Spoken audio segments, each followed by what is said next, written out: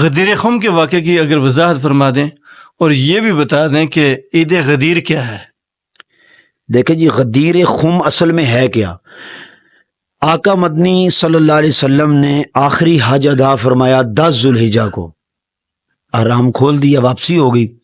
جب قافلے واپس آنے لگے تو 18 ذوالحجہ کو خم نامی بستی کا ایک کنواں تھا جی، اس کے قریب جو ہے نا، وہ ہوا یہ کہ حضرت علی کو جب یمن کی طرف بھیجا تھا، کچھ لوگوں نے، لمبا چوڑا واقعہ میں اختصاراً ذکر کر رہا ہوں کہ لوگوں نے اعتراض کیے تو حضرت علی پہ اعتراض کیے تو حضور اسلام کو یہ بات اچھی نہیں لگی، چونکہ حضور اسلام نے مقرر کیا تھا۔ تو اللہ کے نبی صلی اللہ علیہ وسلم نے حضرت علی کا ہاتھ پکڑ کے کہا من کنت مولاہ فہذا علی مولاہ، ٹھیک ہے، اور ایک روایت میں من کنت مولاہ فعلی مولاہ، اور ایک میں فہذا کے الفاظ بھی ہیں۔ اللہ کے نبی صلی اللہ علیہ وسلم نے ہاتھ پکڑ کے کہا جس کا میں مولا اس کا علی مولا۔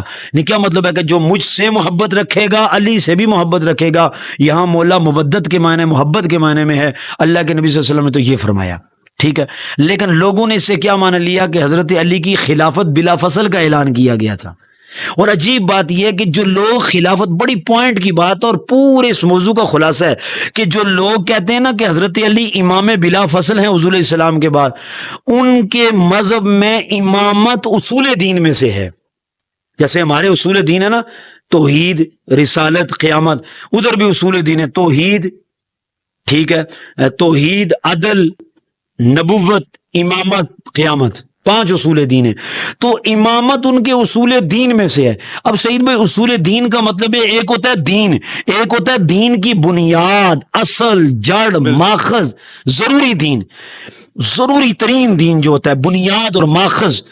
اب مجھے بتائیں کہ اگر امامت اصول دین میں سے ہے تو فریقین کے ہاں 10 ذوالحجہ کو تو آیت نازل ہو گئی تھی الیوم اکملت لکم دینکم، اللہ کے نبی علیہ السلام کو فرما دیا گیا کہ آج کے دین مکمل ہو گیا۔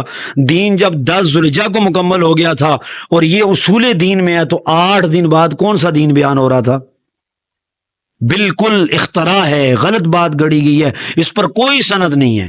اور عجیب بات یہ ہے کہ 12 ائمہ اکرام، 12 ائمہ نے بھی اس پر کوئی وضاحت نہیں کی ہے، اپنی طرف سے لوگوں نے کہانی بنا لی ہے اور کہا جی کہ غدیر خم کے موقع پر اسی وجہ سے کہ بھائی حضرت علی رضی اللہ تعالیٰ کی خلافت کا اعلان کیا گیا۔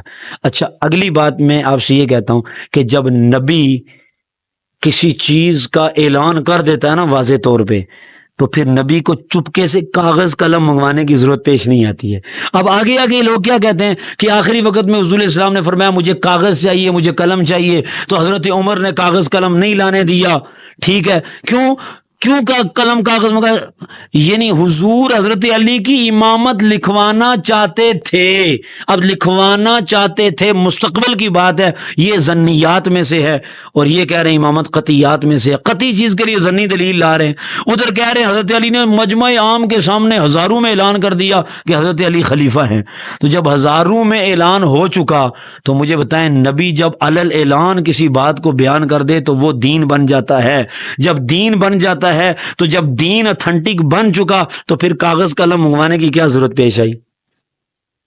دیکھیں نا، حضور نے فرمایا یہ آیت فلاں موقع پہ نازل ہوئی، انما یرید اللہ، یہ آیت ہے، ٹھیک ہے، قد افلح المؤمنون آیت ہے، ٹھیک ہے، یہ ساری آیتیں تو حضور نے اعلان بتلا دی، دور کیا، قرات کی، صحابہ کو بتلائی، پھر کاغذ نہیں منگوایا، حضور نے نہیں لکھوایا، بتا دیے بس۔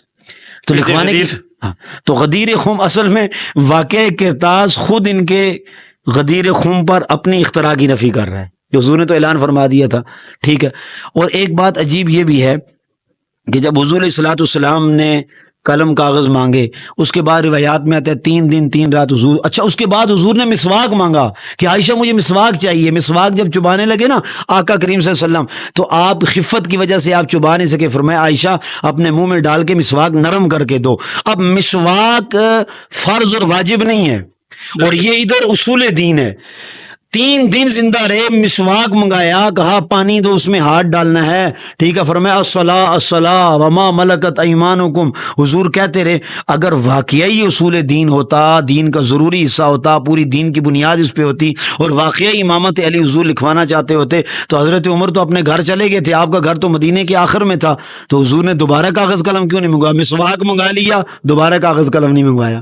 اور نبی کی شان یہ ہوتی ہے کہ نبی ضروری چیز ہر حال میں ہے بلغ، اس کو حکم ہے بلغ ما انزل الیک، جو تجھے بتایا گیا وہ آگے لازمی بتانا ہے. یہ نبی کو حکم ہوتا ہے. اگر ضروری ہوتی تو نبی نے آگے بتلانی تھی، لیکن حضور نے مسواک منگوایا، اس کے بعد فلاں فلاں باتیں کی، لیکن آقا مدنی صلی اللہ علیہ وسلم نے دوبارہ کاغذ قلم. پتہ چلا کہ یہ امامت یا کوئی ضروری بات نہیں تھی. ویسے حضور اسلام جو ہے نا صحابہ اکرام کو نصیحت کرنا چاہتے تھے. عید غدیر کیوں منائی جاتی ہے؟ عید غدیر اسی وجہ سے منائی جاتی ہے کہ دیکھو اس موقع پہ حضرت علی کو خلافت مل گئی، تو ہم جشن منا رہے ہیں غدیر خم کا. غدیر خم کا ثبوت کہیں ائمہ اکرام کی حیات طیبہ میں نہیں ملتا، یہ ان کی اختراع ہے. جو مناتے ہیں ہاں ان کے ہاں بھی نہیں ملتا. ان کے ہاں بس یہ چند 100 سال قبل انہوں نے یہ سلسلہ شروع کیا. پہلے ان کے مراجع اور مصادر میں اس کا کوئی ثبوت نہیں ملتا کہ یہ سلسلہ کیا گیا. در حقیقت یہ بغض عثمان میں شہادت عثمان پر خوشی کا اظہار ہے، اور شہادت عثمان پر خوشی کا اظہار کیا جاتا ہے. اس کا نام بدل کے غدیر عید غدیر رکھ دیا ہے.